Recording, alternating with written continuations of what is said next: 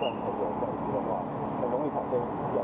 那所以对于不管是灾害的搜救或者是我们一般民众而言，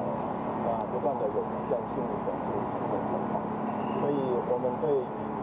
未来的整个不管是搜救或者是复原有几个重点。一个重点当然是现场在继续搜救的这个过程当中，能够确保所有各县市大家聚集而来的这些非常丰富、非常庞大的力量能够发挥它的效果。那也因为那样，所以几处的这个房屋的这个倒塌的这个搜救那包括很帅的这个部分，我们当然很庆幸昨天最后的2位我们能够顺利把他们找到。那现在的这个民粹的部分那也非常感谢县长在第一时间里面就掌握到了一个对的方向。那我们尽量协助，那把这个倾斜的部分用这个钢梁能够把它稳住之后，才有可能让我们庞大的搜救人员能够尽快的进去做搜救。那从昨天开始我们的所有的搜救工作不断的在进行。那不管是特搜人员，或是来自各县市的这个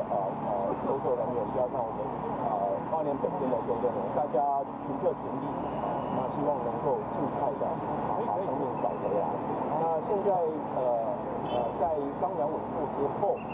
那经过一段时间的努力，现在我们还是要进一步的把后面比较这个低底层1层楼、2层楼的这个部分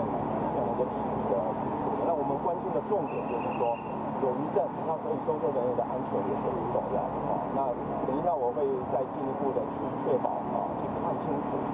那一个整个这个钢梁的这样的一个支撑是没有问题的。然后另外我们有土木的这个技术也随时在观测，只要有任何可能的这个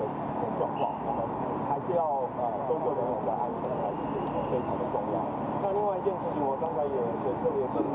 县长报告，那县长也跟我反映这样很现实的问题，就是因为余震不断，那民众